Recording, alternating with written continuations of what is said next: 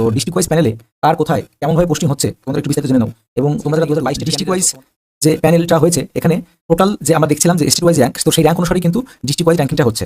তো এবার কার কোথায় কত দূরে কীভাবে পোস্টিংটা হবে, এখানে দেখতে পাচ্ছ নম্বর 1 দিয়ে যে ক্যান্ডিডেট তার নম্বর দিয়ে সে মুর্শিদাবাদ ডিস্ট্রিক্টের মধ্যে র্যাঙ্ক করেছে। অর্থাৎ এখানে যদি বলা হয় ডিস্ট্রিক্ট ওয়াইজ, তাহলে আমরা দেখতে পাচ্ছি যে state wise position merit list 15, তাহলে স্টেট ওয়াইজ 15 নম্বরে আছে আর ডিস্ট্রিক্টের দিক থেকে তোমার 1 নম্বরে আছে। তো এবার এই যে ক্যান্ডিডেটগুলো আছে এদের পোস্টিং কীভাবে হবে, তোমাদের এই কথাগুলো বলার আগে আমি তোমাদের আরেকটা প্রুফ দেখাই, তাহলে তোমাদের কাছে একটু জিনিসটা ক্লিয়ার হবে।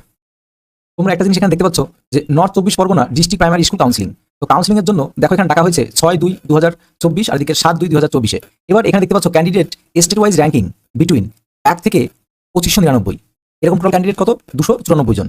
এবার এর মধ্যে বাংলা মিডিয়াম, উর্দু, হিন্দি সবই আছে। সকাল 9টা 30-এ ডাকা হয়েছে। আমি এটা কেন দেখাচ্ছি, দেখো দুটো দিনে কাউন্সিলিং করা হয়েছে। একটা যারা প্রথম থেকে মানে স্টেট ওয়াইজ র্যাঙ্কিং 1 থেকে 2599 এর মধ্যে আছে, তাদের প্রথম দিনে কাউন্সিলিংয়ে ডাকা হয়েছে, সেখানে টোটাল ক্যান্ডিডেট 294। তারপরে দেখো পরের দিন অর্থাৎ 7 তারিখে 2600 থেকে 10,840 জন ক্যান্ডিডেটকে কিন্তু ডাকা হয়েছে কাউন্সিলিংয়ের জন্য।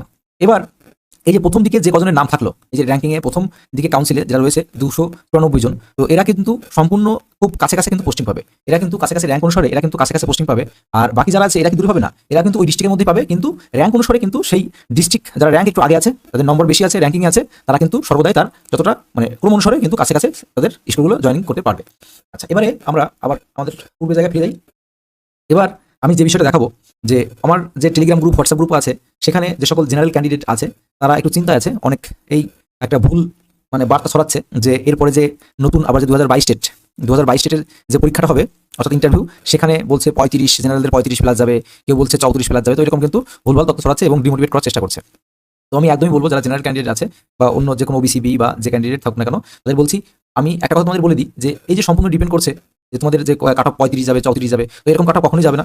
আর দেখবে তোমাদের 2022 আমি লাস্টে একটা গুড নিউজ দেবো, তার আগে তোমাদের আমি যেটা বলি, যে বিষয়টা আমি আসছিলাম সেই বিষয়টা হচ্ছে এখানে দেখো যে মুর্শিদাবাদ ডিস্ট্রিক্টে ফার্স্ট র্যাঙ্কিং হয়েছে, তার মাধ্যমিকের নম্বর কত 3.93, উচ্চ মাধ্যমিকে 8.66, ট্রেনিং অর্থাৎ ডিএলএড ট্রেনিং করছে 12.81 অর্থাৎ 12.81, আর এখানে টেট স্কোর 3.43, ইন্টারভিউয়ে পাশে পাস পেয়েছে, ভাইবা আর অ্যাপটিটিউড টেস্টে পাশে পাস অর্থাৎ 10-10 পেয়েছে। দেখো যে এখানে ডিস্ট্রিক্ট ওয়াইজ ফার্স্ট হয়েছে অর্থাৎ স্টেট ওয়াইজ যার 15 নম্বর র্যাঙ্ক হয়েছে আর সে ডিস্ট্রিক্ট ওয়াইজ ফার্স্ট র্যাঙ্কিংয়ে রয়েছে।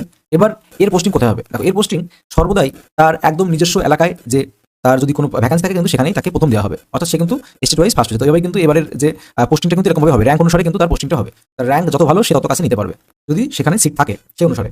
এবার আমি তোমাদের একটা জিনিস দেখাই, যাদের নম্বর একটু কম আছে তাদের এই কনফিউশনটা দূর হবে, এটা দেখলে পরে। আমরা এখানে লিখি এমপি, লিখে এখানে মাধ্যমিকের নম্বর কত, মাধ্যমিকের নম্বর আমরা দেখতে পাচ্ছি 3.93 হয়েছে তার।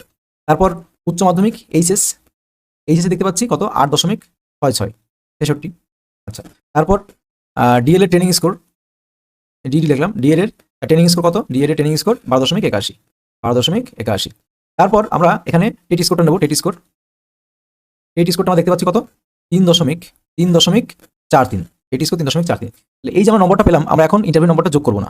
এবার এই নম্বরটা আমরা যোগ করলে কত নম্বর হচ্ছে, এই নম্বরটা আমরা যদি যোগ করি তাহলে কত নম্বর হচ্ছে, তাহলে 28.836, এটা আসছে। তো দেখো তার একাডেমিক স্কোর 28.836। এবার এই ক্যান্ডিডেট 10-এ ইন্টারভিউয়ে 10-এর মধ্যে 10 পেয়ে গেছে, 10-এর মধ্যে 10 পেয়ে গেছে, তাই তার নম্বর দাঁড়িয়েছে কত, নম্বর দাঁড়িয়েছে আমরা দেখতে পাচ্ছি যে সে কিন্তু স্টেটের মধ্যে 15 নম্বর র্যাঙ্ক করেছে, 836, এদিকে 8, এদিকে 38.836। এবার আমরা একাডেমিক স্কোর কত, দেখো 38। এবার আমি কেন এই উদাহরণটা টানছি, আমি কয়েকটা জিনিস তোমাদের দেখাবো, সেই জিনিসটা দেখানোর জন্যই আমি এখানে উদাহরণটা টানলাম। সেম একটা জেনারেল ক্যান্ডিডেট, এবার তার মাধ্যমিকে 3.84। আচ্ছা, আমি এখানে লিখছি দেখো মাধ্যমিকে 3.84, মাধ্যমিকে 3.84 মাধ্যমিকে। তারপর উচ্চ মাধ্যমিকে তার নম্বর 8 কত 68। এরপর তার ট্রেনিং স্কোর কত, ট্রেনিং স্কোর 11.95। তারপর তার টেট স্কোর 3.37।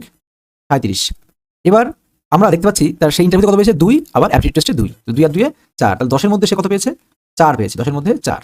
এবার আমরা মোট নম্বর কত পেয়েছে, সে 31.829, সে মোট নম্বর পেয়েছে, টোটাল তার নম্বর হয়েছে 31.829। এবার এখান থেকে যদি 4 নম্বর বাদ দিয়ে দিই, 829 যদি বাদ দিয়ে দিই, 8 হলে 11 হয়, 7 হলে, তাই তো 7 4 11, তাহলে 2।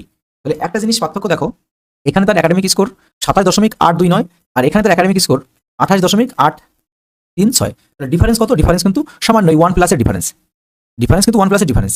এবার এখানে কিন্তু একাডেমিক স্কোর কিন্তু আমারই কোনো ডিফারেন্স নেই, এই 1 নম্বর প্লাস সামথিং এর ডিফারেন্স। এবার সেটা যদি হয়ে থাকে 1 নম্বরের ডিফারেন্স, এবার আমরা এখানে দেখতে পাচ্ছি যে সে ইন্টারভিউ কি পেয়েছে, 10-এর মধ্যে 4 পেয়েছে মাত্র, ইন্টারভিউ 4 আর অ্যাপটিটিউড টেস্টে 4, তাহলে 4 যোগ করলে কত হচ্ছে? 31 সামথিং। তাহলে এর র্যাঙ্ক হয়েছে কত? এর র্যাঙ্ক হয়েছে 4811। আর এখানে যে একটা সেম একাডেমিক স্কোর, সামান্য হয়তো 1 নম্বর একাডেমিক স্কোর বেশি, কিন্তু সে ইন্টারভিউ 10-এ 10 পেয়েছে, 10-এ 10 পেয়ে তার র্যাঙ্ক ফার্স্ট হয়ে গেছে। তাহলে আমি তোমাদের কি জিনিসটা বলতে চাচ্ছি, আশা করি তোমাদের কাছে ক্লিয়ার হয়েছে যে এখানে একাডেমিক স্কোর যদি কারোর 2 নম্বর কম, 3 নম্বর কম, 4 নম্বর কমও থাকে বা 5 নম্বর কমও থাকে, তাতেও কিন্তু তার চাকরি তো পাবেই সে, এবং তার কিন্তু র্যাঙ্ক করার সম্ভাবনাও থাকছে। এখানেই দেখো এই যে ক্যান্ডিডেট যে 27.829 পেয়েছে, যদি এই ক্যান্ডিডেটটা 10-এ 10 পেতো, তাহলে কি নম্বর দাঁড়াতো? 829, তাহলে 7 3 কত হচ্ছে? 37.829। তাহলে আমরা 37.829 যাই, গিয়ে দেখি তো, দেখি কত র্যাঙ্ক আসে। চলো দেখে নি 37-এর ঘর। দাঁড়াও, সব প্রশ্নের অ্যান্সার পেয়ে যাবে আমার এই একটা অ্যানালাইসিসের মধ্যে। মানে কোনো স্যারকে কনভিন্স করে, তাহলে কিন্তু সেটা সবচেয়ে বেস্ট হবে। তোমাদের অ্যাপটিটিউড টেস্ট এবং তোমাদের ইন্টারভিউটা কিন্তু সুন্দর হবে, এবং তোমাদের সেই যে স্কিলটা সেটা কিন্তু তৈরি হবে। তো অবশ্যই এখন থেকে শুরু করে দাও, তাহলে কিন্তু, কারণ তোমরা যদি নিজের সিটটা পাকা করতে চাও, তাহলে তোমাদের এই যে অ্যাপটিটিউড টেস্টের নম্বর আর ইন্টারভিউর নম্বর, এই দুটো নম্বরই কিন্তু মেস্ট ভাইটাল হবে। এদিকে তোমার যদি নম্বর কমও থাকে কোনো চিন্তা নেই, টেট স্কোর কিন্তু অনেকে 2 পয়েন্ট সামথিং একদম কম পেয়েও কিন্তু চাকরিটা পেয়েছে। তাদের দেখতে পাচ্ছ নম্বর কি পেয়েছে, এখানে 2.77, সে পাশে পাস। তাহলে বুঝতে পারছো, তাহলে অ্যাপটিটিউড টেস্ট আর ইন্টারভিউ মেন পয়েন্ট। তোমাদের এদিকে কার কত নম্বর কম আছে কি আছে সেটার দিকে ধ্যান না দিয়ে এই কটা দিন ইন্টারভিউর দিকে ধ্যান দাও, তাহলে দেখবে হয়ে যাবে। আর প্রতিদিন অন্তত একবার হলেও নিজে আয়নার সামনে দাঁড়িয়ে অন্তত তুমি ইন্টারভিউ হলে ঢুকে প্রবেশ করার সময় কি বলবে কি না বলবে সেটা নিজে আয়নার সামনে নিজে একবার অবশ্যই প্রতিদিন প্র্যাকটিস করো। এবং সবচেয়ে ভালো হয় তোমরা একটা গ্রুপ করো, তোমাদের বাড়ি বা আশেপাশে যতজন বন্ধু বান্ধব আছো যারা টেট পাস করেছো, তারা মিলে একটা গ্রুপ তৈরি করো, বন্ধু বান্ধব মিলে। তোমরা যদি কেউ মক কোনো জায়গায় করতে যাচ্ছ ঠিক আছে করো, কিন্তু সবচেয়ে বেস্ট হবে তোমরা গ্রুপ করো। গ্রুপ করে এই যে 6 জন আছো, মনে করো 6 জন আছো একটা পাড়াতে, তো 6 জন বন্ধু বা যাই হোক যেই থাক না কেন, মিলে একটা গ্রুপ করো। গ্রুপ করে ইন্টারভিউ দাও। মনে করো প্রথমে এই ক্যান্ডিডেটটা ইন্টারভিউ হিসাবে, এখানে দরজা থাকবে, দরজা দিয়ে ঢুকে তোমাদের এখানে একটা চেয়ার থাকবে, চেয়ারে বসে ইন্টারভিউ দেবে। তোমরা 4 জন পরীক্ষক হিসেবে পরীক্ষা নেবে। তাহলে তোমরা বুঝতে পারবে যে তার কথা বলার সময় কেমন শেকিং হচ্ছে, কি করছে, ঠিকঠাক বলছে কিনা, তোতলাচ্ছে কিনা, ভুলভাল বলছে কিনা, সেই জিনিসগুলো কিন্তু তোমাদের রপ্ত হবে। আবার যখন এর এই ভুল ত্রুটিগুলো বলে দেবে, তখন কিন্তু সে শুধরানোর চেষ্টা করবে। আবার পরবর্তী আরেকজন এরকম যাবে। তো এরকম যদি তোমরা প্রতিদিন প্র্যাকটিস করো, দেখবে তোমাদের নার্ভাসনেসটাও দূর হবে এবং তোমাদের কনফিডেন্স লেভেলটাও দ্বিগুণ বাড়বে। আর এটা তো সঙ্গে করবেই, এটার সঙ্গে আমি বললাম তোমাদের আশেপাশে যে সকল বিদ্যালয়গুলো আছে সেখানে গিয়ে সেখানে হেড স্যারদের অনুরোধ করো যে স্যার আমার সামনে ইন্টারভিউ আছে, তো এই কটা দিন আমি আপনাদের স্কুলে আমি কমসে কম 2-3টে করে ক্লাস নিতে চাই। তাহলে সেখানে ক্লাস নিলে তোমাদের কিন্তু যে দক্ষতাটা বা যে একটা আমাদের মাইন্ড স্কিল বলো, আমাদের যে এডুকেশনাল স্কিল সেটা কিন্তু বাড়বে, এবং কমিউনিকেশন স্কিলটাও বেস্ট। তোমাদের অ্যাপটিটিউড টেস্ট এবং ইন্টারভিউ কিন্তু কমিউনিকেশন স্কিলটা বেস্ট। তো এগুলো করলে কিন্তু তোমাদের কমিউনিকেশন স্কিল বাড়বে, এবং তোমাদের ইন্টারভিউর জন্য 10-এ 10 পাওয়াটা কিন্তু খুব একটা কঠিন বিষয় হয়ে দাঁড়াবে না। এবং যাদের তোমাদের একাডেমিক স্কোর কম আছে তারও কোনো ভয় নেই, আর যাদের একাডেমিক স্কোর বেশি আছে তারও কোনো ভয় থাকবে না। আচ্ছা, এবারে তোমাদের আমি বলেছিলাম যে 2022 নিউটেটের একটা খুশির খবর আছে। খুশির খবর বলতে এটাই, আমি গতকাল 1937 মতো এরকম নোটিশ আসছে। তো যাই হোক, প্রিয় শিক্ষার্থী বন্ধুরা, তোমাদের যদি আমাদের ভিডিওটি ভালো লাগে এবং আমাদের অ্যানালাইসিস যদি যুক্ত মনে হয়, অবশ্যই কমেন্ট বক্সে জানিও, এবং আমাদের চ্যানেলের নতুন শিক্ষার্থী বন্ধু থাকলে আমাদের চ্যানেলটি সাবস্ক্রাইব করবে।